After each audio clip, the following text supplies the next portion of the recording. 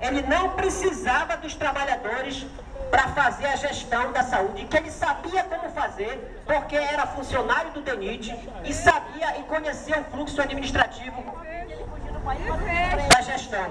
Ele fugiu do DENIT. E ele foi um dos primeiros a fugir quando a Polícia Federal esteve na SESMA, porque estava roubando dinheiro público.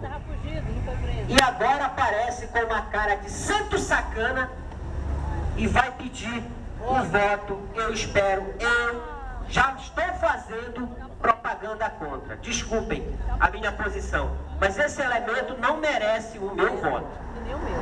Nem de ninguém. Porque ele tratou a gente como cachorro, tá?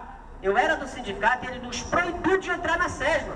Ele tinha ódio mortal dos trabalhadores. Quando ele encontrava o servidor no corredor, ele dizia: vai embora para o seu local de trabalho. Olha, não sabia que o servidor estava sendo perseguido pelo gestor local, estava sendo assediado. Portanto, não tinha noção de como funciona o Sistema Único de Saúde, porque é um engenheiro civil, assim como esta secretária Silvia Santos.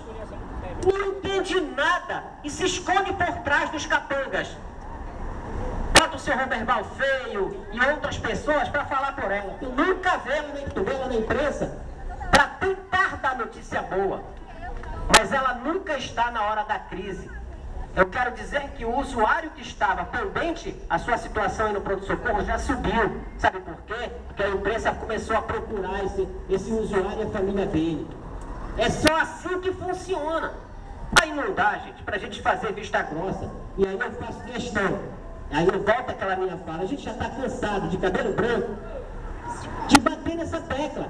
Mas eu não me canso fácil. Né? Eu não me canso fácil. Estou com 49. Até onde der, eu vou levar assim porque eu quero o Sistema Único de Saúde melhor para nós e para todos os nossos munícipes, para todos os nossos familiares. Vamos testar isso aqui. Nossa questão é de alto-falante mesmo.